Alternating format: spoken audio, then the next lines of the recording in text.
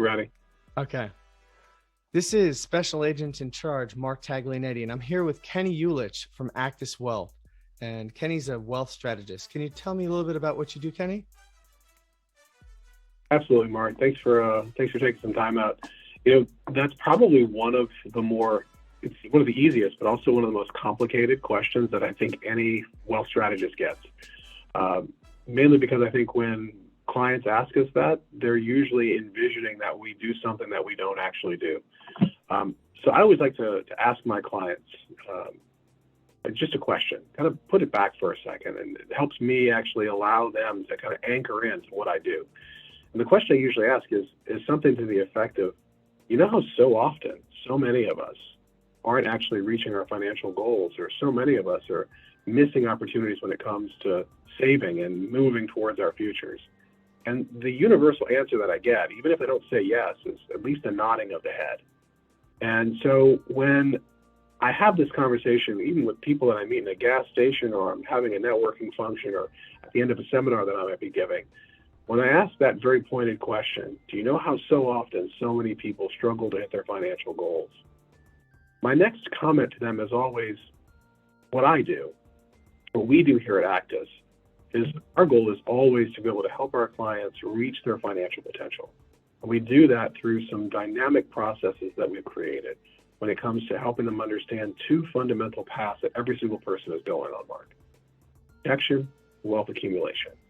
Understanding that the accumulation that they're going to have over the course of their lives is not guaranteed, but it's so precious, that wealth building potential that they have.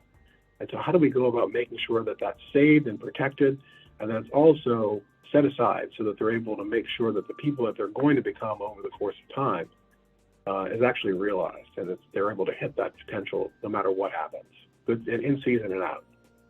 So out of like a percentage, how many people are shocked that they don't already have what you're offering?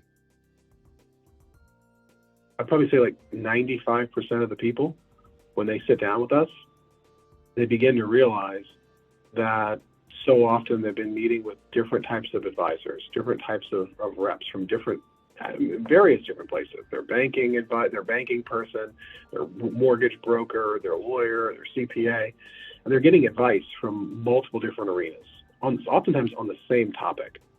And so what ends up happening is you end up believing and executing things or processes or buying products that are actually working against one another at the deepest levels.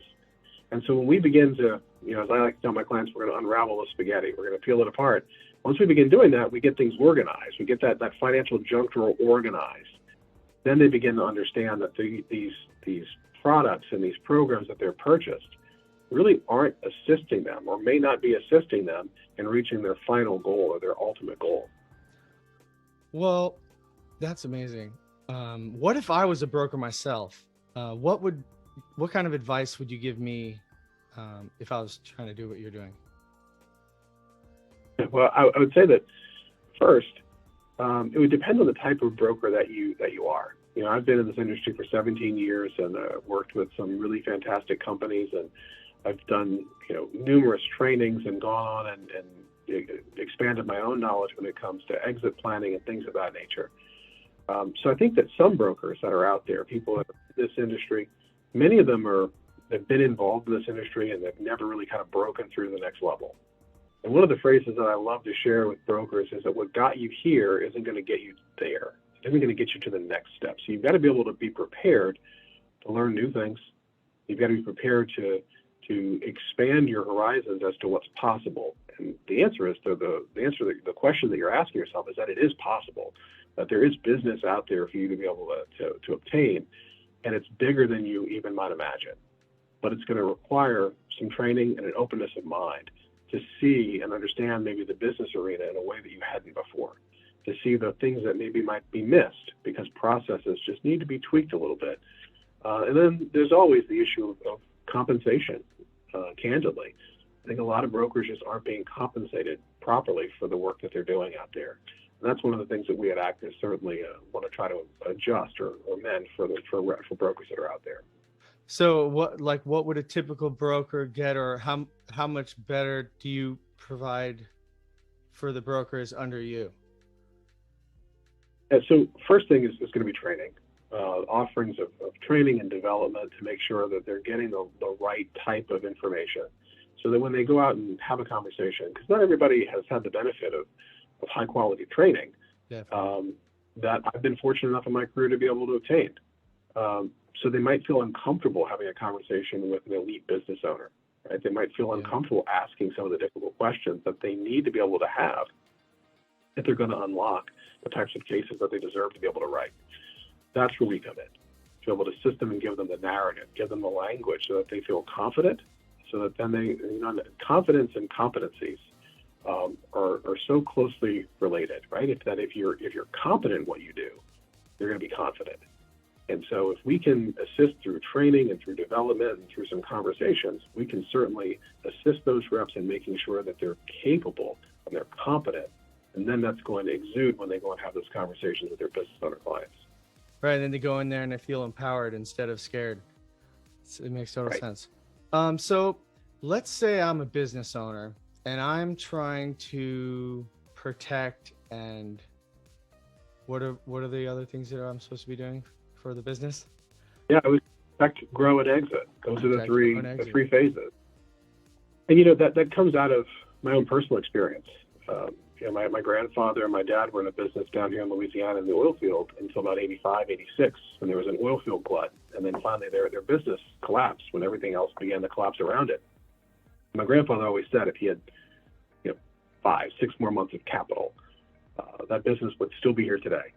But sadly, it's not. As I said, it closed. So I take this seriously when we have these conversations with business owners. And what I began to recognize, and I had to kind of tilt my own sails, so to speak, about 6 or 8 years ago, and I began to recognize that in my own conversations with clients, we were coming close to hitting the bullseye. If you needed a life insurance policy for a split dollar, or you needed a key person policy or a buy-sell or a 401k, we took care of that. We did that. But what we didn't do was hit the bullseye. And the bullseye that we're seeing now is that the bulk of business owners today are beginning to ask the questions, what is my life going to look like when and if I sell my business? Because there's a 100% chance that at some point in the future, you're not going to be in your business anymore. Right.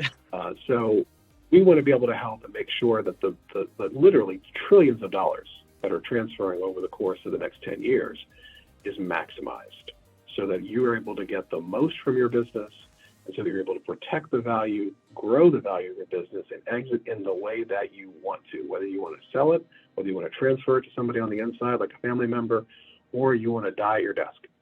Right. Those are all fine ways, right? But we want to be able to create that.